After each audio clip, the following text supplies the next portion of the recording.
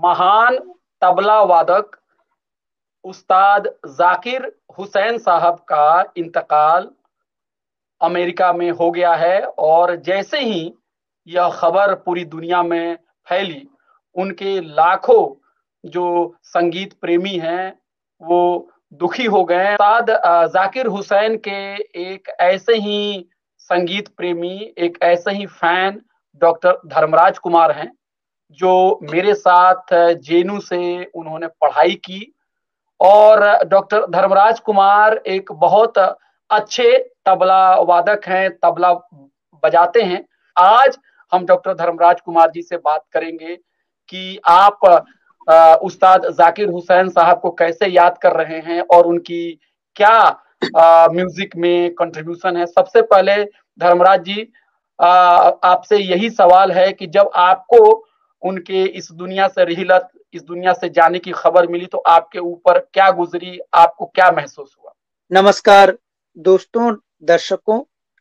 हालांकि हम सभी जानते हैं कि मौत सबको एक दिन आनी है, मरना सबको है, लेकिन दिल मानने को तैयार नहीं था कि उस्ताद जाकिर हुसैन अब इस दुनिया में नहीं रहे। उसके बाद से बहुत देर तक मैं अपने उन स्मृतियों में चला गया जो अपने जीवन के बहुत लंबा समय 10-15 साल तबला सीखते हुए जो मैंने बिताए हैं, जो सुनते हुए बिताया है।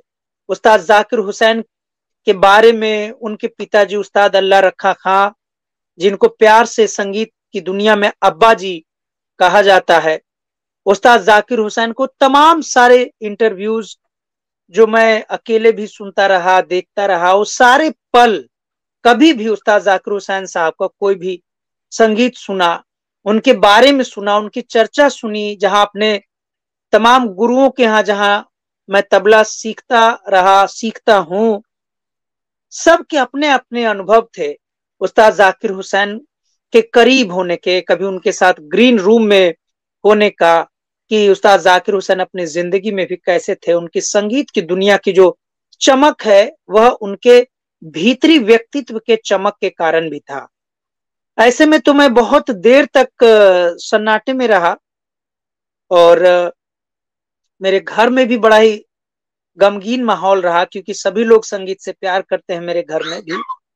बाद में मैंने अपने यूट्यूब चैनल के लिए कमेंट्री किया, बनाया, लेकिन रात को फिर एक मिस इन्फॉर्मेशन की खबर मैंने पढ़ी कि जबकि भारत सरकार की ministry of information and broadcasting ने भी यह खबर चला दिया था कि उस्ताद जाकिर हुसैन साहब का इंतकाल हो गया अमेरिका में। बाद में पता चला कि उनके परिवार के भतीजे ने, नेफ्यू ने, आमिर औलिया ने खबर दिया कि ये मिस इन्फॉर्मेशन है, अभी इंतकाल नहीं हुआ है, उनकी हालत गंभीर बनी हुई है, आप लोग दुआ कीजिए, अल्लाह से दुआ कीजिए कि वे सेहतियाब होके स्वस्थ होके आए। उसके बाद से बहुत सारे लोगों ने एक अफरा तफरी का माहौल, एक कंफ्यूजन का माहौल रहा, दुविधा की स्थिति रही। भारत सरकार के लिए भी, भारत सरकार का जो सूचना मंत्रालय है, ब्रॉडकास्टिंग जिसे हम सूचना एवं प्रसारण मंत्रालय के नाम से जानते हैं, उसके लिए भी ये शर्मिंदगी की बात है कि उस्ताद जाकिर हुसैन जैसे भारत के गौरव, जो भारतीय शास्त्रीय संगीत या भारत संगीत की, भारतीय संगीत के राजदूत की रूप में, उसके प्रतीक के रूप में पूरी दुनिया में जाने जाते हैं, उनके लिए भारत सरकार के पास इतनी भी तैयारी नहीं थी कि अमेरिका के उस अस्पताल में से यह खबर वो खुद अपने सोर्स से जुटा सके। बड़ा ही, अगर मैं चूंकि संगीतकारों की दुनिया में राजनीतिक समझ बहुत ही, वैसे देखेंगे तो मैं कम नहीं कहूंगा, वो बचना चाहते हैं। जो कलाकार होते हैं, जो जिनका रोजी रोटी कला से ही होता है, मंचों के वे कलाकार होते हैं, उन्हें सरकारों के आने जाने का कोई फर्क नहीं पड़ता है कि सरकारें चाहे कांग्रेस की हो, भाजपा की हो, आम आदमी पार्टी की हो, राजद, सपा, किसी की भी सरकार हो, कलाकारों की एक आदत होती है कि कला ही उनका साधना का क्षेत्र होता है, कला के बारे में ही सोचते हैं, संगीत के बारे में सोचते हैं, अध्यात्म के बारे में सोचते हैं। राजनीतिक विफलताओं के बारे में बहुत ही छोटे सर्किल में वहां बात होती है। लोग घबराते हैं, कलाकार भी सरकार के निशाने पे आने से काफी डरते हैं, सजग रहते हैं, इसलिए बचते हैं। लेकिन चूंकि मैं अपने आप को कलाकार तो नहीं मानता हूं, लेकिन संगीत प्रेमी, संगीत का छात्र, संगीत का शिष्य, गुरुकुल परंपरा का एक शिष्य होने के नाते मेरे मन में कल भारत सरकार के प्रति अच्छे भाव नहीं आ रहे थे। उसका कारण था कि उस्ताद जाकिर हुसैन, जिनका पूरा जीवन संगीत की सेवा में गुजरा, उनके आखिरी वक्त के लिए भारत सरकार के लोगों के पास, नुमाइंदों के पास इतना भी तंत्र नहीं था, सिस्टम नहीं था कि सैन फ्रांसिस्को के एक अस्पताल में, वो तो कोई भारत का कोई सुदूर ग्रामीण इलाके का सदर अस्पताल की बात तो थी नहीं, जिला अस्पताल की तो बात थी नहीं, वहां किसी से भी अगर भारत सरकार चाहते तो उनको खबर सीधे वहां से बुलेटिन मिल जाता कि उस्ताद, बल्कि भारत सरकार को तो इसमें सहयोग करना चाहिए था कि जाकिर हुसैन साहब का इलाज ठीक से हो रहा है, नहीं हो रहा है। प्रधानमंत्री नरेंद्र मोदी जी को खुद इस मामले में तैयारी से अपने एक, बल्कि हमारे भारत सरकार में जो सांस्कृतिक मंत्रालय भी होता है, हम सभी जानते हैं, एक पूरा मंत्रालय होता है जिसे हम ICCR कहते हैं, इंटरनेशनल कल्चरल सेंटर के रूप में जानते हैं, जहां से जो अंतरराष्ट्रीय संबंध होते हैं। अभय जी, आप खुद अंतरराष्ट्रीय राजनीति के छात्र रहे, आप समझते हैं कि राजनीति से जितना संबंध नहीं होता है, उससे कहीं प्रगाढ़ संबंध संस्कृति के माध्यम से दो देशों के बीच में होता है। बल्कि भारत पाकिस्तान के बीच में गुलाम अली और तमाम बड़े बड़े कलाकारों के गजल कार्यक्रम रखकर भारत और पाकिस्तान के रिश्ते सुधारने की बातें अतीत में हुई हैं। इस प्रकार से भारत सरकार, भारतीय राजनीति की विफलता भी उस्ताद जाकिर हुसैन के अंतिम समय में दिखी। जिस व्यक्ति ने भारत के गौरव के लिए, भारत के सम्मान के लिए, जिनका पूरा खानदान, पूरे परिवार ने अपना पूरा जीवन झोंक दिया, उस उस्ताद जाकिर हुसैन के सेहत का ख्याल रखने के लिए भारत सरकार के पास कोई तैयारी नहीं थी। बड़ा ही दुखी था मैं बहुत ही, मन बहुत निराश था। बाद में जो मैंने भी कमेंट्री की, मैं भी इस धोखे में आ गया कि जो बड़े बड़े मीडिया हाउसेस ने भी, जब मैं कह रहा हूं कि मंत्रियों ने ट्वीट कर दिया था, मुख्यमंत्रियों ने ट्वीट कर दिया था, उन्हें श्रद्धांजलि दे दी थी, बाद में इन खबरों को मैनेज किया गया। और फिर रात भर मैं सुबह सुबह सोया, लेकिन अच्छी नींद नहीं आई। सुबह में उठते ही सबसे पहले मेरी नींद खुली करीब वही 6 बजे सुबह में, जबकि मैं जनरली बहुत देर से उठता हूं क्योंकि बहुत देर से सोता हूं। लेकिन कल देर से सोने के बावजूद कहीं ना कहीं जो हम कहते हैं अवचेतन में, सबकॉन्शियस में यह बना हुआ था कि पता नहीं जाकिर हुसैन साहब का स्वास्थ्य का क्या हुआ। सुबह में जब उठा तो 7 बजे देखा कि मुख्य धारा की सभी मीडिया ने कंफर्म कर दिया था, उनके उस्ताद जाकिर हुसैन के परिवार की तरफ से पुष्टि आ गई थी कि अब फाइनली उस्ताद जाकिर हुसैन साहब हम लोगों के बीच इस दुनिया में नहीं रहे, उन्होंने इस दुनिया को अलविदा कह दिया। उस्ताद जाकिर हुसैन के जाने की खबर से बड़ी निराशा हुई, बड़ा ही उदास मन रहा। लेकिन तब लगा कि एक अचानक से प्रेरणा के भाव भी आए कि कोई व्यक्ति कैसे, एक मैंने अपनी जो कमेंट्री की है अपने चैनल दैनिक अम्बेडकर पर, मैंने इसका जिक्र भी किया है कि उस्ताद जाकिर हुसैन के एक चाहने वाले ने बड़ा ही खूबसूरत लाइन लिखकर उस्ताद जाकिर हुसैन साहब को श्रद्धांजलि पेश किया। उन्होंने कहा कि living legend without any hater, with no hater. तो दुनिया में आज के समय में जहां पर पूरी दुनिया जाति, धर्म, रंग, भेद, लिंग, जेंडर, इन तमाम मुद्दों पर बटी हुई है, हर व्यक्ति का कोई ना कोई दुश्मन है। हमारे बीच उस्ताद जाकिर हुसैन एक ऐसे शख्सियत थे जिनका आज तक कोई दुश्मन नहीं हुआ, बल्कि सभी लोग उस्ताद जाकिर हुसैन साहब से प्यार ही करते थे। और मैं शाम को घर में चर्चा भी कर रहा था कि देखो, जो मुस्लिम विरोधी है, जो इस्लामोफोबिक हैं, जो हर बात पे मुसलमानों को गालियां देने से नहीं चूकते, उन लोगों ने भी अपने फेसबुक पर, अपने ट्विटर पर उस्ताद जाकिर हुसैन के इंतकाल होने पर दुख व्यक्त किया, श्रद्धांजलि अर्पित की है। तो आप अगर इस बात को जो मैंने कहा उसको समझेंगे, बारीकी से ध्यान देंगे, तो आप समझेंगे कि भले ही भारत में लोगों को संगीत की समझ बहुत कम है। उसका कारण है कि भारत जैसे गरीब परिवारों के देश में संगीत की तरफ अपने बच्चों को भेजने की सुविधा बहुत सारे लोगों के पास नहीं है। इसीलिए सांगीतिक शिक्षा भी है हमारे समाज में। लेकिन फिर भी ऐसे देश में उस्ताद जाकिर हुसैन के लिए आम लोगों में बेपनाह मोहब्बत का होना भारत की असली सहिष्णु संस्कृति को दिखाती है कि संगीत दुनिया में हर पक्ष के आगे चलती है। मैं ऐसे ही जाकिर हुसैन साहब को देखता हूँ। जाकिर हुसैन साहब से आप बचपन में जब आप तबला बजाना आपने शुरू किया तो आप कैसे उनके साथ जुड़े? उनकी कुछ स्मृति हो, कुछ मेमोरी हो तो हमारे साथ साझा कीजिए। कैसे उनका प्रभाव आपकी जिंदगी पे पड़ा? नहीं, ये बड़ा एक रोचक रोचक प्रसंग है। दरअसल हुआ क्या कि जब मैं अपने पटना में अपने गुरुजी विजय ठाकुर जी के यहाँ जब तबला सीखने में जाता था, तो उनके छोटे बेटे मेरे हम उम्र हैं। मतलब हम लोग आसपास ही 1-2 साल बड़े छोटे हो सकते हैं, या तो वो हमसे बड़े होंगे या मैं उनसे बड़ा होऊंगा। तो उनके बेटे भी तबला सीखते। तो मेरे गुरुजी जो पटना में सभी अपने शिष्यों को निःशुल्क शिक्षा देते थे, विजय ठाकुर जी के यहाँ बड़ा ही बढ़िया सिस्टम था। गुरुकुल परंपरा का बड़ा ही सुंदर माहौल होता था वहां पे। सभी लोगों के लिए रविवार में उनके घर पे नाश्ता भी हम शिष्यों के लिए उनके घर की महिलाएं बनाती थी, हमारी गुरु माँ बनाती थी। जो उनके घर में जो और भी लोग सदस्य होते थे वो बनाकर रखते थे। तो उनके यहाँ जब 2-4 घंटे हम लोग तबला सीख लेते थे, प्रैक्टिस कर, तो एक सुनने का भी दौर होता था कि जब सीनियर शिष्य सब आते थे जो पहले से 10-12 साल से सीख रहे हैं, तो उनको बहुत सारे संगीत की बारीकियों को सिखाने के लिए वो टेप रिकॉर्डर चलाते थे। और वो जो पहले का आप अभय जी जानते होंगे वीसीआर जिसको हम लोग बोलते हैं, डेक वीसीआर ये सब होता था। अब तो यूट्यूब आ गया, सीधे यूट्यूब में बजा लीजिए, स्पीकर से जोड़ लीजिए। तब वो डेक में कैसेट बजाते थे और स्पीकर में, लाउड स्पीकर में जोड़कर पूरे घर में। तो एक बहुत ही शानदार खूबसूरत तबला तब स्पीकर में बजता था।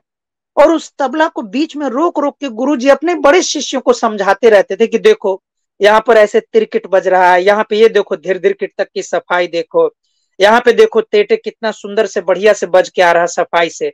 तो स्पीड से ज्यादा देखो ये कितना साधारण स्पीड में बज रहा है, लेकिन कितना सुंदर लग रहा है कितनी तो स्पीड में बज रहा है, लेकिन स्पीड ज्यादा नहीं है, तैयारी सफाई की वजह से ऐसा लग रहा है। तो हम लोग तब बड़े छोटे थे, हम लोग बच्चे थे। तो हम लोग के मन में कुतूहल होता था कि ये आदमी जिसका हमेशा वो बजा बजा के सुनाते कौन है यार, इतना सुंदर तबला कौन, किसका रिकॉर्डिंग है। पहले हम लोग बच्चे थे तो हमें लगता था कि पता नहीं मेरे गुरुजी का ही हो सकता है, या भी एक होता है, घबराहट में भी हो सकता है, हम लोग नादान भी थे। तब गुरुजी ने दूसरे तीसरे क्लास में एक दिन बताया कि हम लोगों से पूछा, छोटे बच्चों से, तब मैं 8वीं 9वीं क्लास में संभवतः था, 2003 की बात मैं बता रहा हूँ आपको। तो 2003 में उन्होंने कहा कि ये जो तबला तुम लोग जिसका सुन रहे हो, ये उस्ताद जाकिर हुसैन का है। और उस्ताद जाकिर हुसैन भारत के उन तबला वादकों में से हैं कि जो हमेशा याद किए जाएंगे संगीत साधना के लिए। ये बात मेरे गुरुजी हमेशा बोलते थे। तब हम लोग बच्चे थे, हमें क्या समझ थी। तबला हमारे लिए बस वही था कि म्यूजिक क्लास जाना है। गुरुजी के यहाँ माहौल ऐसा होता था। मेरे गुरुजी बड़े असल में गालियां भी बहुत देते थे। मतलब गाली वो कोई वो वाला नहीं, बिल्कुल जो आप गाली भद्दी भद्दी गालियां जो आप कल्पना कर सकते हैं, मैं कहूंगा कि वो ऐसी गालियां भी हम लोग को देते थे। और इस बात के लिए उनको कोई मलाल भी नहीं था। आज भी गाली देता है, आज भी, बल्कि यूं कहें कि मैं गुरु जी के यहाँ जाता हूँ तो गालियां सुनने के लिए तरस जाता हूँ, तो चला जाता हूँ गाली सुनने। आज भी मैं गाली सुन के पटना अपना घर जाता हूँ तो गुरु जी के यहाँ जरूर जाता हूँ, गाली सुन के आता हूँ। बड़ा ही हिम्मत आता है। तो वो गाली बकते हुए कुछ कुछ बारीक संगीत की बातें बताते रहते थे। वो उनकी जो गालियां होती थी हमें समझ में आता था कि वो उनकी छटपटाहट होती थी कि पटना बिहार राज्य में, इतनी बड़ी आबादी वाले राज्य में भी कोई जाकिर हुसैन हो, हमारे राज्य में भी कोई उस्ताद जाकिर हुसैन जैसा कोई मेहनती शिष्य निकले, ये उनकी छटपटाहट थी जो उनको गुस्सा दिलाती थी और उनको सेवा भी करने पर मुझे लग रहा है प्रेरित करती थी। क्योंकि मेरे गुरुजी अपना पूरा जीवन, अब तो ऑल इंडिया रेडियो पटना से रिटायर हो गए, तबला के कलाकार थे सीनियर ग्रेड पे, तो वो रिटायर भी हो गए। पूरा जीवन अपने जवानी के दिनों से, जो जब उनकी नौकरी नहीं थी, जब वो खुद 18-20 साल के थे, तब से उनके यहाँ गुरुकुल परंपरा से शिष्य आते रहे, सीखते रहे। अब तो रिटायर हो गए। तो मेरे गुरु जी ने भी अपना जीवन संगीत साधना में लगा दिया, तबला की सेवा में लगा दिया। उनके पूरे परिवार में बड़ा ही सुंदर तबला बजाने वाले लोग हैं। उनका बेटा चंदन, नंदन, उनका भतीजा तालांजय ठाकुर। बल्कि मैं अब आप बहुत सारे आपके दर्शकों को गुजारिश करूंगा कि तालांजय ठाकुर का तबला जाकर सुने यूट्यूब पर। क्या बेहतरीन जबरदस्त तबला वो बजाते हैं इतनी कम उम्र में। हमसे बहुत छोटे हैं। जब मैं वहां सीखने जाता था तो वो हाफ पैंट पहन के दीवार में चिपक के चाचा से डर के, क्योंकि मेरे गुरुजी उसके चाचा लगते थे तालांजय के। तो बल्कि आप इस नाम को देखिए, ताल से ही उसका नाम है तालांजय। जो सुर ताल होता है तो उसी से बना है तालांजय, उसका नाम ही है तालांजय। तो तालांजय बेहतरीन तबला बजाते। तो वहीं हमने पहली बार जाकिर हुसैन साहब का वो रिकॉर्डिंग सुना था कैसेट्स में। उनके पास भारत के जितने भी जो बड़े बड़े संगीतकार, खासकर तबला की दुनिया के हुए, सभी का वो तबला अलग अलग संडे के क्लास में अपने शिष्यों को, अपने बेटों को, हम सबको बजाते थे, सुनाते भी थे। 1-2 बजे के बाद जब हम लोग सुबह 6 बजे से लेकर 12 बजे तक 6-7-8 घंटे का प्रैक्टिस या वो क्लास खत्म होता था, तो एक सुनने का भी सीरीज आता था। और सबसे आश्चर्य की बात है कि उन्होंने बचपन में एक बात कही थी जो बाद में मैंने वही बात उस्ताद जाकिर हुसैन के इंटरव्यू में भी सुना। वो कहते थे कि बहुत सारे लोग जो संगीत के लोग हैं, बहुत सारे लोगों को गलतफहमी है कि सिर्फ रियाज से कोई आदमी बड़ा कलाकार बनता है।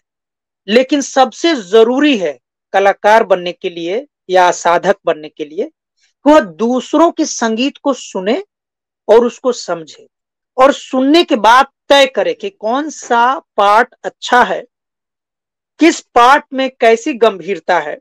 और तब वह खुद जब रियाज करे तो उन बारीकियों का ख्याल रखे।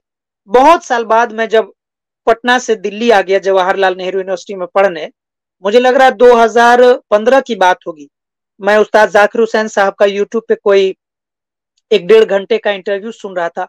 बिल्कुल यही बात उन्होंने उस इंटरव्यू में कह दिया कि जब वो भी बच्चे थे तो उनके पिताजी यानी उस्ताद अल्लाह रखा खां साहब ने, अब्बा जी ने, यही बात उनको बताई थी कि तुम अपना तबला खुद पहले सुनो।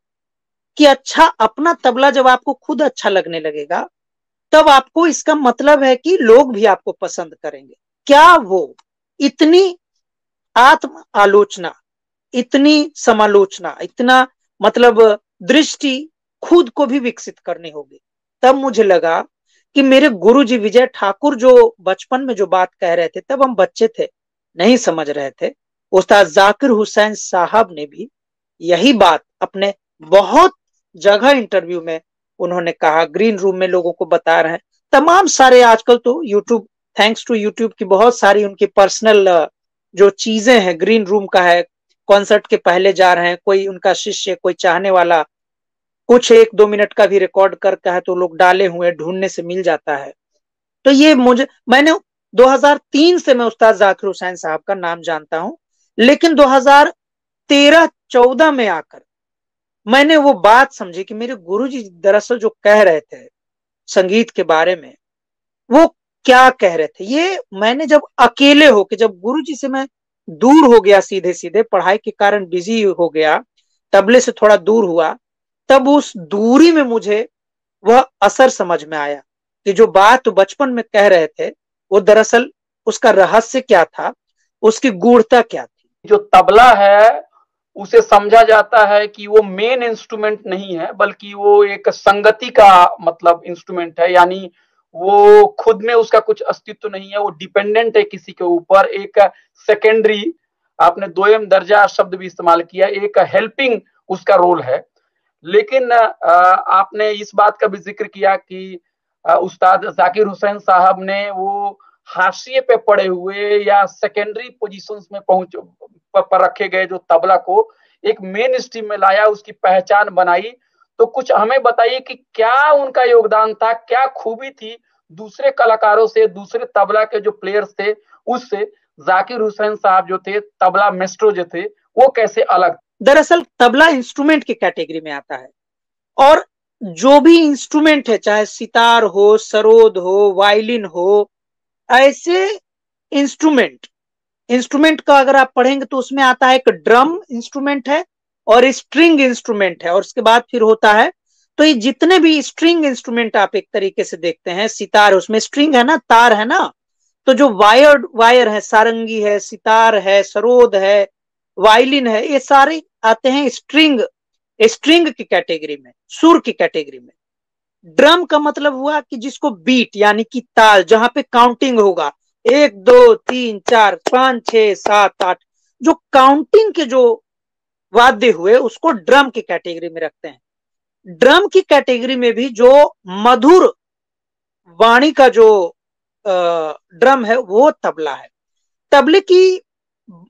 तबले का कहेंगे कि वो क्या है, शब्द बनाना आविष्कार किया दिल्ली घराने में मृदंग से या पखावज से काटकर, पखावज जो ऐसे सामने बजते उसको तबला में सामने ला दिया गया। तो पखावज में क्या था कि वो हमेशा पखावज का सुर ऐसा होता है कि वीर रस जैसा लगता है, तो उसमें सौंदर्य का एक अलग बोध है या उस तरीके से नहीं आ पाता है। लेकिन जब तबला बनाया अमीर खुसरो साहब ने तो उसमें माधुर्य को भी जोड़ा, मधुरता भी उसमें आई तबले में।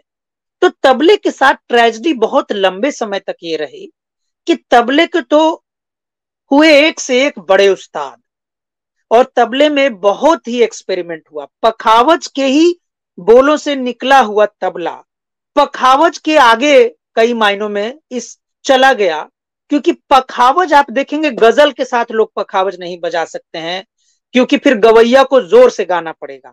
वो ये वर्तमान समय नहीं ना था ना, आज से 40-50 साल पहले की माइक आ गए हैं, लाउड स्पीकर आ गए हैं कि आपका आवाज वॉल्यूम तेज कर दिया जाएगा, दूसरे यंत्र का कम कर दिया जाएगा। पहले तो लोग मजबूती, बहादुरी, अगर आपके गले में जान नहीं है तो आप गवैया हो ही नहीं सकते हैं।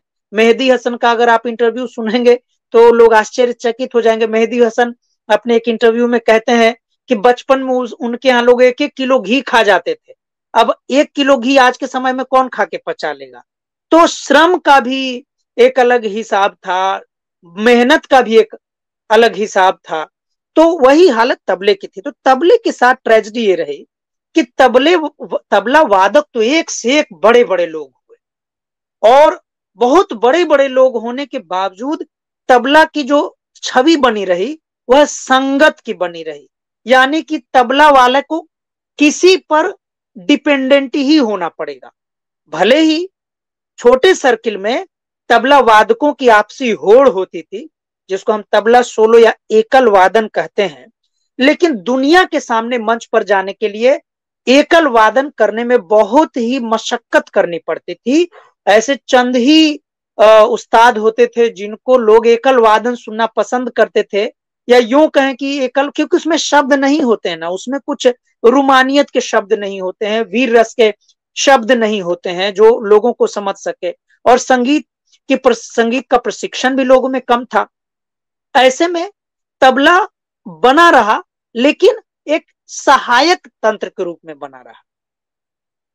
लेकिन जैसे ही हम आधुनिक समय में आते हैं, बनारस घराना के गुदई महाराज, उधर पंजाब घराना के उस्ताद अल्लाह रखा खान साहब यानी कि उस्ताद जाकिर हुसैन साहब के पिताजी, जब इन लोगों ने तबला बजाना शुरू किया, अजराड़ा घराने के हबीबुद्दीन खान साहब, ये फर्रुखाबाद घराने के उस्ताद अहमद जान थिरकवा साहब, जब इन लोगों ने बनारस घराने के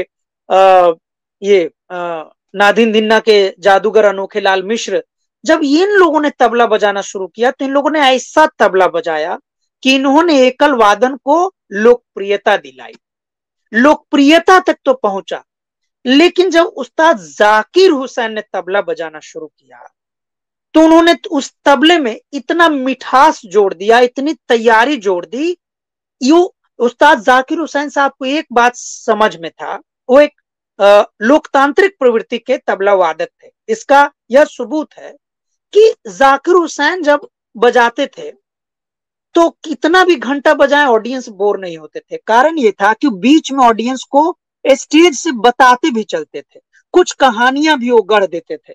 जैसे मान लो कोई तबले का बोल है, शुद्ध तबले का बोल है, लेकिन उसका चलन ऐसा है कि उसको कहानी बता देंगे कि ये देखिए, आप कल्पना कीजिए कि आप जंगल में हैं और हिरन कूद रही है, कूद कर भाग रही है, तो हिरन कूदने की आवाज तबले पे कैसे। अब जो व्यक्ति तबले को बोल से कभी उसका राब्ता नहीं हुआ है, कभी बेचारे तबले के क्लास में नहीं जा सके हैं, लेकिन पहुंचे हैं कार्यक्रम सुनने, उनको भी लगता था कि अरे अच्छा हिरन ऐसा चलता है क्या। और जब उस्ताद जाकिर हुसैन उस हिसाब से जब तबला बजाएंगे तो उस आदमी ने भले ही तबला कभी किसी को बजाते नहीं सुना हो, हिरन को तो कूदते बहुत सारे लोगों ने चिड़ियाघरों में देखा, अपने रियल लाइफ में देखा, तब उन्होंने उस संगीत की तुलना की कि अभी जो उस्ताद जाकिर हुसैन ने मंच पे बजाया, क्या बिल्कुल हिरन को हम उछलते कूदते देखते हैं, कल्पना करते हैं तो ऐसा ही। तब उनको लगता है हाँ यार वो तो ऐसे ही कूदते हैं। तब उस्ताद जाकिर हुसैन ने मंच से आम आदमी को यह समझाया कि संगीत तबले में खाली नहीं है, संगीत सिर्फ उस्ताद जाकिर हुसैन में नहीं है, संगीत मंच पर बैठे कलाकारों में सिर्फ नहीं है, बल्कि इन वाद्यों में जो संगीत है वो इस प्रकृति का संगीत हम बजाते हैं, प्रकृति को ही हम लौटा रहे हैं। कभी उस्ताद जाकिर हुसैन कहेंगे कि देखिए दो मित्र आपस में बात कर रहे हैं, क्या कहेंगे, मान लिया वो कहानी बताएं, कहां गए थे त्रिगढ़धा, तुम कब नहीं आए थे, तक तक त्रिगढ़धा। अब ऐसा जब वो कहानी गढ़ते थे मंच पे तो बहुत सारे लोगों को रुचि पैदा होती थी कि अरे हाँ यार इसी लय में तो हम लोग जीवन में, यानी जीवन में भी लय है, हर व्यक्ति का बात जो करने की शैली है उसमें भी लय है, सुर है, ताल है। इस बारीकी को उस्ताद जाकिर हुसैन ने मंच पर इतनी आसानी से लोगों को समझा दिया कि लोगों को तबला से मोहब्बत हो गई। लोगों ने तबला को सिर्फ संगत का साज नहीं माना, तबला को एक मुकम्मल साज माना कि अकेले भी तबला हो सकता है। और उस्ताद जाकिर हुसैन के तबले का तो आलम यह रहा कि उस्ताद जाकिर हुसैन के नाम पर अगर कहीं कोई कॉन्सर्ट हो जाए, अगर मेरा होता, मुख्य कलाकार मैं हूं और मेरे नाम पे कोई टिकट नहीं बिकना है और बगल में छोटा सा भी अगर नाम लिख दिया जाए, मेरा नाम बड़ा कर दे कि धर्मराज कुमार का तबला वादन, मेरे नाम से छोटा उस्ताद Zakir Hussain will grace the occasion, तब उस्ताद जाकिर हुसैन को देखने के लिए लोग मेरे कॉन्सर्ट का सारा टिकट खरीद लेंगे, वो आउट ऑफ मार्केट टिकट हो जाएगा। ये उस्ताद जाकिर हुसैन की तबला में संगीत के लिए किया गया साधना का फल था। उस्ताद जाकिर हुसैन के बारे में यह भी सारे लोग जानते हैं, संगीत की दुनिया के सभी लोग उनकी इस महानता को भी जानते हैं कि जिस नवोदित कलाकार को स्थापित होना होता था तो बहुत सारे आयोजक फ्लूट पर, बांसुरी पर किसी नए कलाकार को, सितार पर किसी नए कलाकार को लाते थे, लेकिन उस कलाकार को इज्जत मिले उसके साथ ही इनवाइट करते थे कि इनके साथ तबले पर रहेंगे उस्ताद जाकिर हुसैन। अब सबको पता है कि पूरा जो ऑडियंस, जो मुख्य कलाकार है, बांसुरी वाला, सितार वाले, सरोद वाले, सबको पता है कि जो पूरी ऑडियंस जो आई है, एक एक ऑडियंस आई हो, मुझे मेरा सरोद सुनने नहीं आई है उस्ताद, बल्कि सरोद के जो स्टूडेंट थे वो भी जाकिर हुसैन को देखने पहुंचते थे। भले उस सरोद का खुद कोई स्टूडेंट हो, सरोद प्लेयर का कार्यक्रम हो, मुख्य सरोद, लेकिन अगर उस्ताद जाकिर हुसैन है तो जाकिर हुसैन को लोग देखने पहुंचते थे। ये करिश्मा था उस्ताद जाकिर हुसैन के तबले का। उनके नाम पर कभी आप पता कर लीजिए कि जिस कॉन्सर्ट में उस्ताद जाकिर हुसैन तबले पर थे उस कॉन्सर्ट में एक भी कुर्सी खाली थी। आज तक ऐसा नहीं हुआ, असंभव। बल्कि ऐसा हुआ कि लोग चुपके से, कोई गेट पे लटका हुआ है, कोई पर्दे से झांक के देखने की कोशिश कर रहा है, कोई पुलिस से बकझक करते हुए कॉन्सर्ट में बिता दिया कि अंतिम समय में जाकिर हुसैन के शो में घुस जाए। अरे तबला उठाते हुए जाकिर हुसैन जा रहे हैं, अभी देख ले तो जीवन सफल हो जाएगा। इस प्रकार से लोग उस्ताद जाकिर हुसैन के दीवाने रहे हैं भारत में। तो ऐसे तबला को उस्ताद जाकिर हुसैन ने इस मुकाम पे पहुंचा दिया। जाकिर हुसैन साहब की खासियत ये है कि उन्होंने तबला को आम लोगों तक पहुंचाया, आम लोगों को इसके साथ जोड़ा। लेकिन अगर हम संगीत की दुनिया को देखते हैं तो उसमें पाते हैं कि अभी भी एलीट तबका है, उसकी जेब में है। जो गरीब आदमी है, जो वंचित समाज से जिसका संबंध है, आज भी उसके साथ एकलव्य की तरह भेदभाव किया जाता है। तो ये जो असमानता का जो माहौल है, इसके बारे में आप क्या कहेंगे? देखिए, संगीत में यह तो एक चुनौती, संगीत क्या, अगर आप बारीकी से देखेंगे तो ऐसा कोई भी क्षेत्र, शिक्षा में हम लोग तो अकादमिक दुनिया से ज्यादा मतलब प्रभावित रहे उसकी चपेट में है।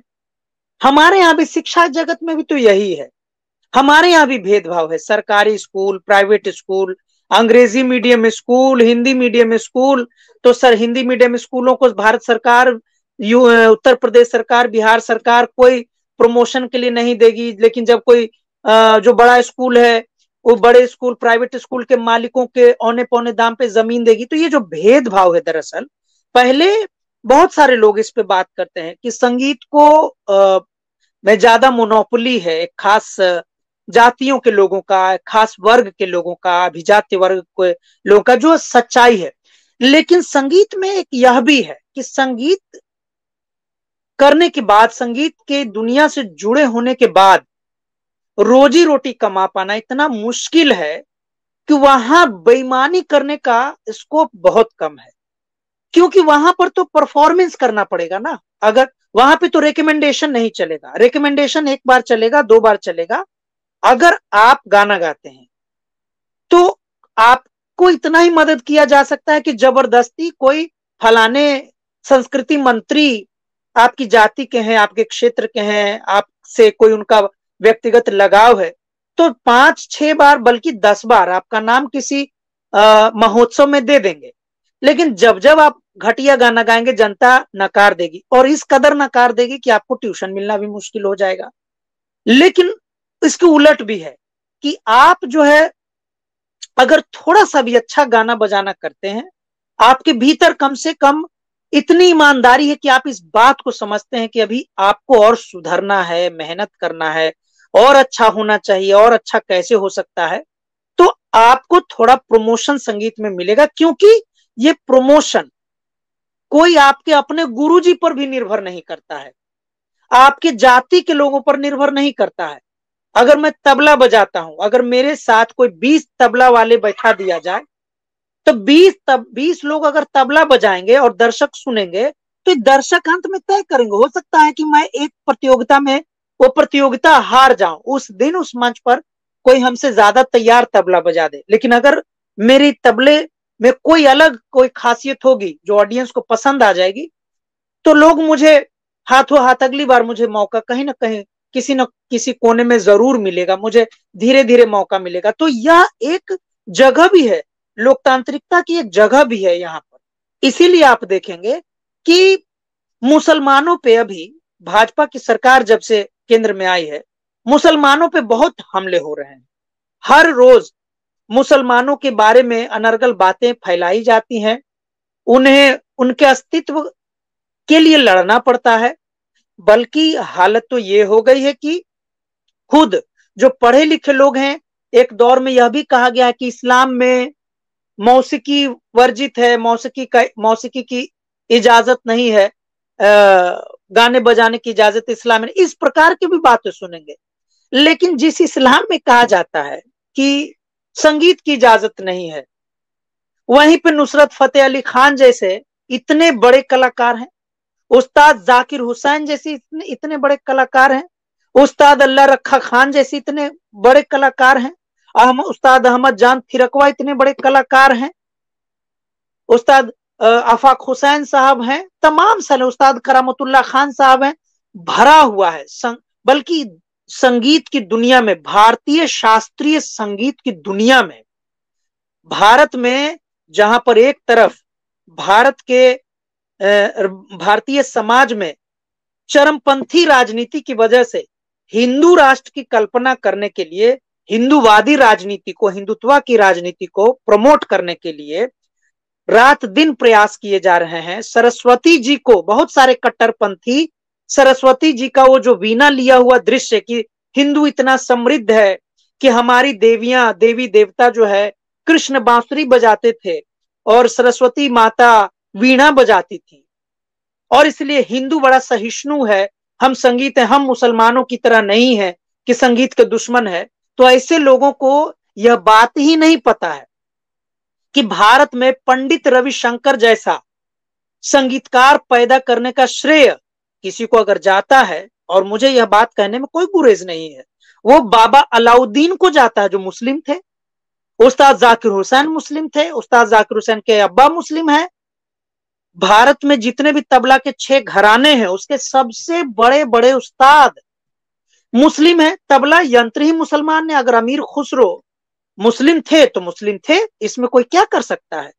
तो इस तरीके से अगर आप संगीत की यात्रा, लेकिन सवाल है कि ये सवाल इतने तीखे हैं कि संगीतकार जिनके जीवन में बहुत चुनौतियां होती हैं, सरकारों के नियंत्रण में होता है, बड़े बड़े कार्यक्रम में प्रोग्राम मिलना जिससे उनका घर चलता है, तो संगीतकार लोग बहुत खुल के ये सब बातें नहीं बोल पाते हैं।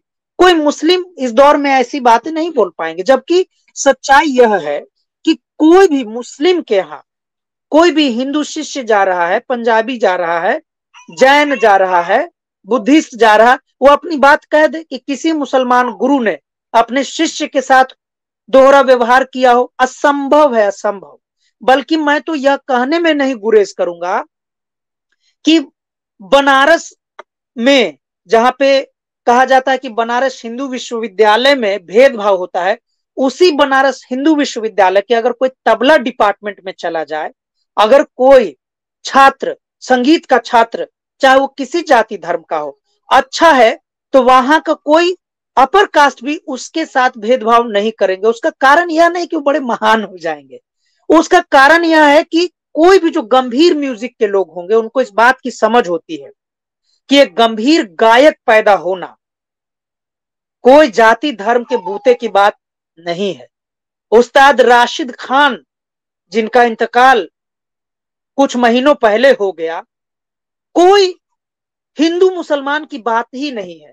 उस्ताद राशिद खान अपनी भरी जवानी में भारत रत्न भीमसेन जोशी जी के साथ गा चुके थे, और भीमसेन जोशी के चाहने वालों ने उस्ताद राशिद खान के बारे में यह टिप्पणी की थी कि भीमसेन जोशी के अंतिम दिनों में उस्ताद राशिद खान जैसे गवैया का आ जाना इस बात को पुष्ट करता है कि भारतीय शास्त्रीय गायन, भारतीय शास्त्रीय संगीत अनाथ नहीं होगा।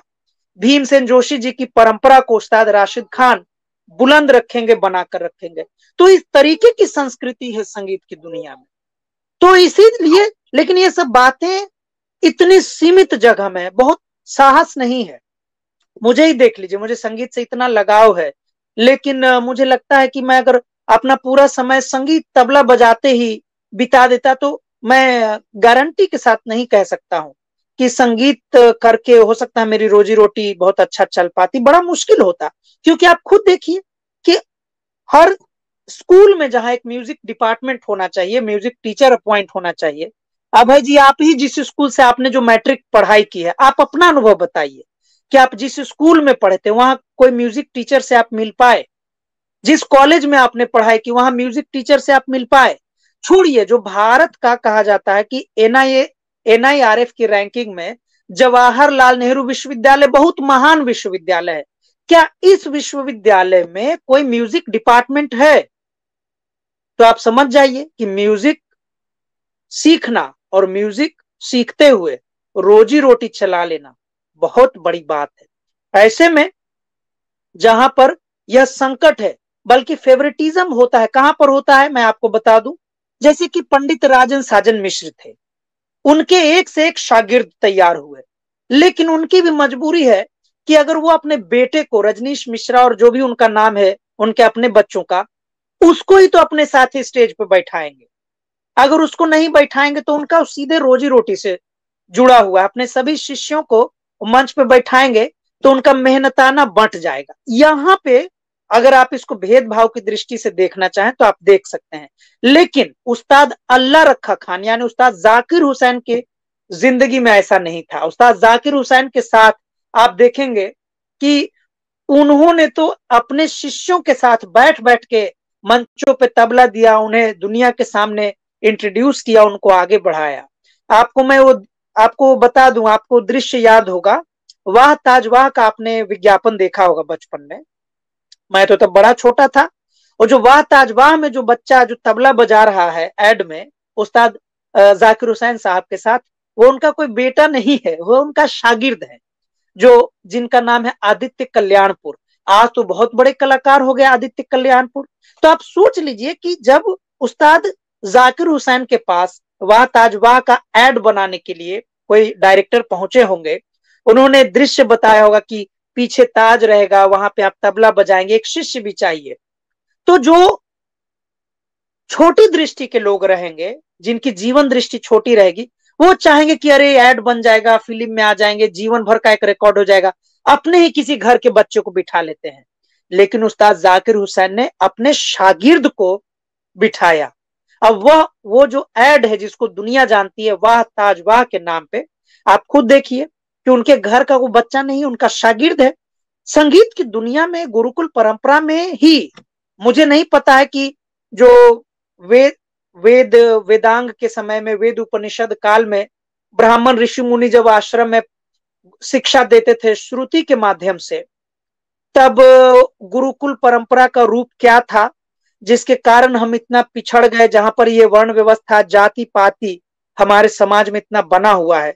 लेकिन मैं जब अपने संगीत में गुरुकुल परंपरा की दृष्टि से देखता हूं, सोचता हूं, तो मुझे बड़ा आश्चर्य लगता है। मुझे लगता है कि संगीत की दुनिया का गुरुकुल परंपरा तो इतना डेमोक्रेटिक है, लोकतांत्रिक है, जहां पर मेरे गुरुजी ने जीवन भर, विजय ठाकुर ने निशुल्क अपने शिष्यों को सिखाया, 1 रुपया नहीं लिया, कोई न पैसा लिया और न आज तक उम्मीद किया। ऐसे में ये शिक्षा में वेद उपनिषद को पढ़ाने वाले ऋषि मुनियों के यहाँ ये ब्राह्मण क्षत्रिय वैश्य शूद्र ये सब तमाम चीजें कैसे आ गई? तो मैं भी कभी कभी जो है इस दुविधा में पड़ा रहता हूं। मैं समझ नहीं पाता हूं कि मैं शिक्षा की दुनिया का आदमी हूं कि संगीत की दुनिया का आदमी हूं। इसलिए कई बार मैं दुविधा में रहता हूं। कई बार लोग मैं खुद भी अगर राजनीतिक दृष्टि, सामाजिक दृष्टि से भारत को देखता हूं तो बड़ा ही मन छोटा हो जाता है, भेदभाव, जाति।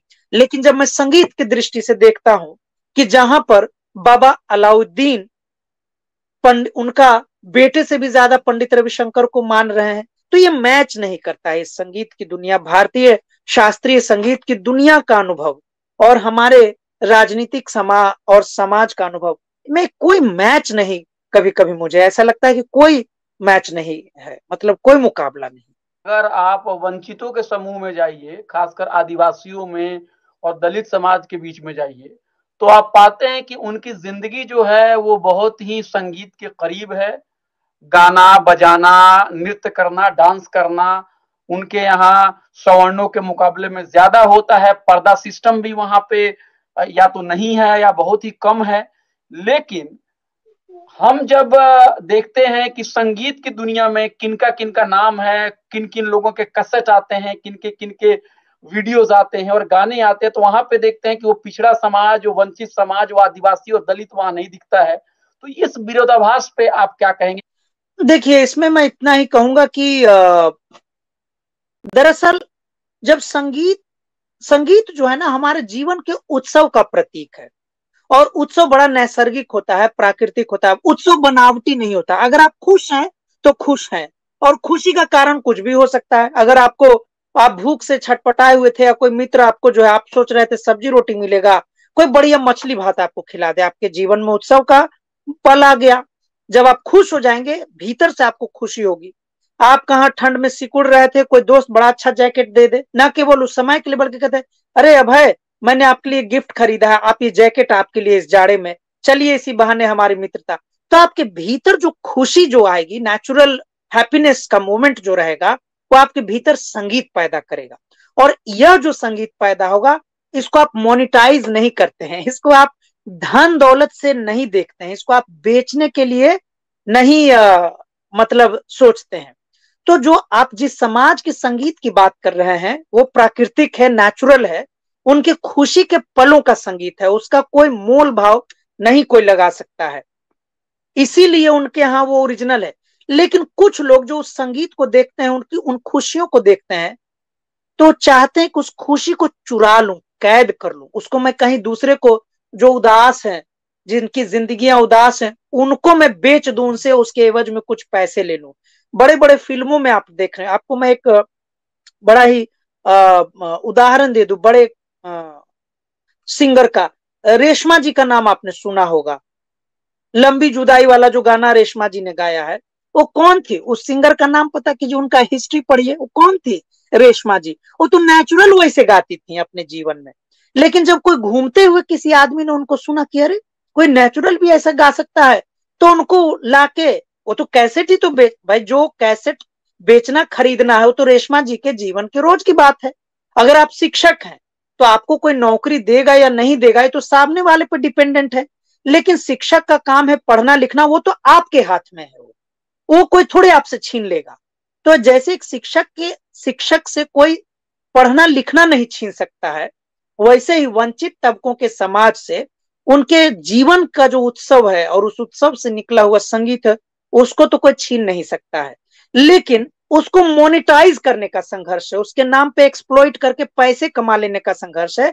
और जैसे यह पैसे कमा लेने का संघर्ष आता है तो बड़ी कंपनियां आ जाएंगी, टी सीरीज कंपनी आ जाएगी, कोई सोनी म्यूजिक आ जाएगा, पता नहीं क्या क्या आ जाएगा, जिसमें तमाम कॉपीराइट के मामले आ जाएंगे, उसमें सिंगर हो जाएगा, कोई प्लेबैक सिंगर, कोई बड़ा सिंगर, कोई छोटा सिंगर। हम लोग सब खुश होते हैं तो अपने जीवन में गाते हैं। तबला कोई आप नहीं बजाना जानता है, लेकिन कई बार आपने किचन में खाना बनाते हुए बर्तन टनटना दिया होगा, टेबल बजा दिया होगा, कुछ कर दिया होगा। वही तो संगीत निकला, वही तो हमारे संगीत का पल है। वही तो संगीत वही है जो आपके भीतर स्वतंत्रता की अनुभूति कराए। मेरी आवाज बहुत खराब है, लेकिन मुझे कोई गाना अच्छा लगता है, मैं गाऊंगा। अब सामने वाले को अच्छा नहीं लगता है तो मेरी खुशी तो सामने वाले को देख के नहीं ना आई है। मैं कुछ शब्द निर्माण करूंगा, कविता जैसे भीतर से फूटती है, संगीत भी हमारे भीतर से फूटता है। और यह जो कह रहे हैं, ये लूटपाट की संस्कृति के कारण ऐसी चीजें आती हैं। इसलिए संगीत बहुत प्राकृतिक है, नैसर्गिक है। और जो व्यक्ति इस बात को समझता है, वह ऐसा नहीं कि कोई बहुत बड़ा संगीतकार हो और इस बात को समझ ही जाए, ऐसा संभव है कि कोई बड़ा संगीतकार हो, खूब पैसे कमाता हो, खूब कॉन्सर्ट करता हो, लेकिन उसको यह छोटी सी बात नहीं समझ में आ सकती है कि यह जो संगीत है, हर व्यक्ति के जीवन में संगीत है, उस संगीत को पकड़ने की सलाहियत आप में है कि नहीं है, बस इस बात का फर्क है। उस्ताद जाकिर हुसैन, आदमी के भीतर ही संगीत होता है, इस बात को अपनी कला साधना से समझ चुके थे। मैं वापस अपने विजय ठाकुर जी को याद करूंगा कि उन्होंने एक बार छोटे में कहा था कि देखो, कल्पना करो कि तुम तबला बजाने गए कॉन्सर्ट में, तबला फट गया और तुम्हें, चूंकि संगत का साज है तबला, क्या करोगे? तो हम लोग बड़े जो है बच्चे थे, कंफ्यूज हो गए कि भाई तबला ही फट जाएगा तो खेल खत्म, वहां से उठ के चल देंगे और क्या करेंगे, बुड़बक जैसा थोड़े बैठे रहेंगे। तो मेरे गुरु जी ने कहा कि नहीं, अगर जाकिर हुसैन रहेंगे तो पता है क्या करेंगे, वो टेबल मंगवा लेंगे, वो टेबल पे ऐसा माइक लगा के बजा, अपनी उंगलियों को बजा देंगे कि लगेगा कि संगीत के साथ एक नया प्रयोग हो गया। तो संगीतकार वही जो हर वस्तु में, हर जगह संगीत को महसूस कर सके। हम गाना सुनते हैं, पानी की बूंद, मणिरत्नम की फिल्मों में आप देखेंगे कि जो जमीन पर बारिश की बूंदों का गिरना बड़ा आता है, ये बारिश का बूंद कोई कलाकार आसमान से थोड़े गिरा रहा होता है, यह तो दृष्टि है ना, क्योंकि हमारे जीवन में संगीत है, हमारे आसपास संगीत है। उस संगीत को पकड़ने की सलाहियत आपके गुरु ने दी है या नहीं, या आपने महसूस की है या नहीं, इन सब का शिक्षा अगर आपके गुरु ने दी है तो आप एक अच्छे गुरु के शिष्य थे। भले आपके हाथ से तबला अच्छा न बज सके, लेकिन इसका मतलब है कि आप संगीत समझ चुके हैं, साधना के अर्थ को आप समझ चुके हैं। आपने तबला के 6 घरानों के बारे में भी बात की, उसमें मुख्य रूप से आपने पंजाब, दिल्ली, लखनऊ घरानों की बात की, और आपने ये भी कहा कि दिल्ली घरानों से तबला जो है और बाकी जगहों पे गई। जाकिर हुसैन साहब जो थे, वो उनको किस घराने के साथ हम उनको जोड़े, और आपके जो टीचर हैं, आप किस घराने से आते हैं? देखिए, उस्ताद जाकिर हुसैन पंजाब घराने के माने जाते हैं, पंजाब घराने के तबला वादक थे।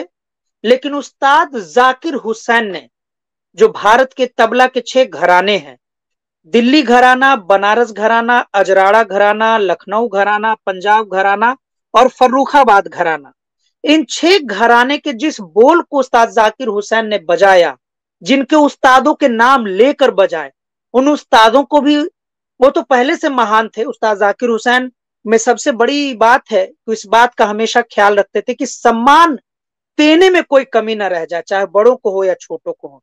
उस्ताद जाकिर हुसैन इसीलिए बड़े जमीनी कलाकार थे, वो इंसानियत को समझते थे। उस्ताद जाकिर हुसैन ने जिस भी घराने के बड़े बड़े उस्तादों के बोल बजाए, उन्होंने उनका जिक्र किया, उनका नाम लिया। अगर उसमें कोई उन्होंने फेरबदल किया, यह भी उन्होंने बताया कि उस्ताद की ओरिजिनल ये था, इसमें प्रयोग ये है, यह बता के चले। उन्होंने जिसको भी बजाया उसी की शैली में बजाया।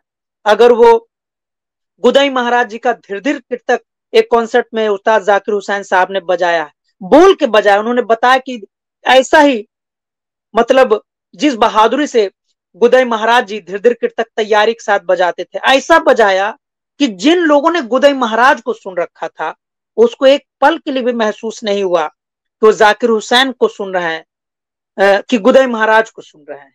उनके लिए मुश्किल हो गया। अजराड़ा घराने के, जिस घराने में अभी मैं सीखता हूं उस्ताद परवेज हुसैन जी से, उस घराने के बादशाह हैं, डोयन ऑफ अजराड़ा घराना आप कह सकते हैं, उस्ताद हबीबुद्दीन खान साहब। हबीबुद्दीन खान साहब के जब जिस बोल को उस्ताद जाकिर हुसैन साहब ने बजाया, अमर हो गया वह बोल भी। लोग जिक्र करते हैं कि देखिए हबीबुद्दीन खान साहब ने ऐसे बजाया और जाकिर हुसैन साहब ने इसी बोल को ऐसे बजाया। तो यह एक अच्छी परंपरा है, अप्रिशिएट करने की अच्छी परंपरा है। और एक तरीका यह भी है कि संगीत में, चूंकि भारत में कोई मुकम्मल यूनिवर्सिटी तो है नहीं कि हर स्टेट में यूनिवर्सिटी है, तो संगीत में आप समझेंगे तो यह भी एक अच्छी बात है कि हम लोग सुन सुन के, श्रुति के माध्यम से बहुत सारी बारीकियों को सीखते रहते हैं, जिसका जिक्र है भी और नहीं भी है। नहीं है इसलिए क्योंकि कोई इसका संस्थानीकरण नहीं है, इंस्टीट्यूशनलाइजेशन नहीं है, और है इसलिए क्योंकि हम लोग के जो गुरुकुल में, यानी अपने गुरु जी के यहाँ जाते हैं, बंद कमरे में, बड़े बड़े भले 40 लोगों का शिष्य एक साथ तबला बज रहा है, लेकिन वो बंद ही कमरा है। तो एक तरीके से तो ये सब तमाम बारीकियों पे बड़ी खुल के बात होती है, और उसमें आलोचना की भी बात होती है। वो हम लोग एक दूसरे की कमी पर भी बात करते हैं, समझते हैं कि देखो इसको ऐसे करना चाहिए था, इसको ऐसे करेंगे तो ऐसा होगा, और यही सब बातें हैं। तो पंजाब घराना जो उत्तर, देखिए जो 6 घराने मैंने आपको बताया, अगर आप देखेंगे तो उसमें 5 घराना अकेले उत्तर भारत में है। ये कितना दिलचस्प है। सिर्फ एक घराना है जो उत्तर भारत, अगर आप पंजाब को उत्तर भारत मानते हैं तब तो बात ही खत्म हो गई। दिल्ली घराना उत्तर भारत, अजराड़ा घराना मतलब उत्तर प्रदेश तो उत्तर भारत, लखनऊ घराना तो आप समझ ही रहे हैं, बनारस घराना यह भी उत्तर प्रदेश, फर्रुखाबाद भी उत्तर प्रदेश में, यानी कि 5 घराना अकेले उत्तर प्रदेश में है। यह देखिए तबला, यानी कि सोचिए कि जिस उत्तर प्रदेश में आज के समय में हिंदुत्व की राजनीति के कारण, कट्टर हिंदू राष्ट्रवाद की सड़ी हुई राजनीति के कारण मुसलमानों के खिलाफ जहर उगलने जैसा माहौल है, उस उत्तर प्रदेश में तबला जैसे वाद्य यंत्र के 5 घराने अकेले उत्तर प्रदेश में है। 5 गिन लीजिए, फिर से गिन लीजिए। अजराड़ा मेरठ के पास उत्तर प्रदेश में, अजराड़ा, लखनऊ, फर्रुखाबाद, बनारस, तो चार घराना अकेले उत्तर प्रदेश में हो गया। लखनऊ, अजराड़ा, फर्रुखाबाद और बनारस, 4 सोचिए। और इन सब के बड़े बड़े जो उस्ताद रहे लगभग मुस्लिम रहे हैं। यह कितना रोचक है। और उस प्रदेश में आज मुसलमानों के साथ दोयम दर्जे का राजनीतिक व्यवहार हो रहा है। तो संगीत भी अगर आप देखेंगे तो स्पिरिचुअल लिबरेशन की तरफ भी ले जाता है हमें। मुझे तो कम से कम व्यक्तिगत रूप से, मैं जब बहुत ही मुस्लिम विरोधी राजनीति से बड़ा उदास होता हूं तो मैं अपने संगीत की तरफ लौटता हूं, जहां पे मुझे सारे लोग, हिंदू लोग भी मुझे कट्टर नहीं दिखते हैं, कट्टर होते भी नहीं है। जहां पे संगीत की साधना की, शांति की खोज है, अध्यात्म की खोज है, वहां पर क्या हिंदू, क्या मुसलमान, क्या सिख, क्या बौद्ध, तो ऐसे में संगीत जो है समाज और राजनीति के आगे चला जाता है कि उस्ताद नुसरत फतेह अली खान ने अपने जीवन में कव्वाली से जितना पैसा कमाया, बेशुमार दौलत और शोहरत उन्होंने कमाई, लेकिन सबसे आश्चर्य की बात जो लोग नहीं जानते हैं, जानना चाहिए कि उस्ताद नुसरत फतेह अली खान ने अपने जीवन में कमाए हुए लगभग दौलत उन्होंने यतीम बच्चों के लिए, यतीम बच्चों के सेवा के लिए, उनके देखभाली के लिए तकसीम कर दिया, बांट दिया है। यह दृष्टि किसी और जगह, किसी और व्यक्ति में, बल्कि कई बार तो प्रोग्राम ही इसीलिए कर रहे थे क्योंकि उनको रिफ्यूजी चिल्ड्रनों की मदद करनी थी और उनके कव्वाली से बेशुमार दौलत आते थे। वह जो वॉर सर्वाइवर्स होते थे उनके हेल्प के लिए कव्वाली करते थे, जो पैसे आते थे उन लोगों में बंट जाता था। ये है संगीत की दुनिया का एक पक्ष। धर्मराज जी, आखिरी सवाल, आपको लगता है कि जो जाकिर हुसैन साहब हैं उनकी कोई जगह ले पाएगा? देखिए, इस पे जाकिर हुसैन खुद अपने जीवन में, अपने इंटरव्यू में, स्टेज शो से कहते थे कि जब भी किसी का वो बोल बजाते थे, उस्ताद आमिर हुसैन साहब का तबला, उस्ताद हबीबुद्दीन खान साहब का तबला, किसी का भी जब वो तबला बजाते थे, बड़े अदब के साथ वो इन महान लोगों का नाम लेते थे और कहते थे कि हबीबुद्दीन खान जैसा तबला वादक होना मुश्किल है, उस्ताद आमिर हुसैन जैसा तबला वादक होना मुश्किल है, और भी बड़े बड़े लोगों के, उस्ताद माजिद हुसैन खान साहब, तमाम बड़े।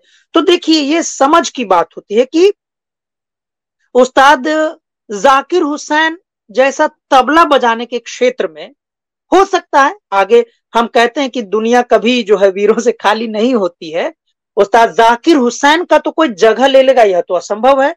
हो सकता है कि उन्हीं के कद का, उनके जैसा कोई सुंदर तबला वादक आ सकता है, लेकिन उस्ताद जाकिर हुसैन केवल अपने तबला वादन की वजह से नहीं थे, अपने आत्मीय मानवीय दृष्टि की वजह से भी थे। और यह तभी संभव है जब किसी भी कलाकार का प्रशिक्षण बड़ा ही आत्मीयता से, मानवीयता से और एक वैश्विक दृष्टि से हुआ हो। साथियों, आप सुन रहे थे डॉक्टर धर्मराज कुमार को, जो कि जेएनयू से उन्होंने पढ़ाई की है। इंग्लिश लिटरेचर, लिंग्विस्टिक और ट्रांसलेशन स्टडीज में उनकी महारत है, लेकिन पढ़ाई के साथ साथ वो संगीत, खासकर तबला वादन में दशकों से उससे जुड़े हुए हैं और आज संगीत के बारे में बहुत सारी बातें उन्होंने बताई। धर्मराज जी, आपका एक बार फिर से बहुत बहुत शुक्रिया। शुक्रिया, शुक्रिया भाई जी।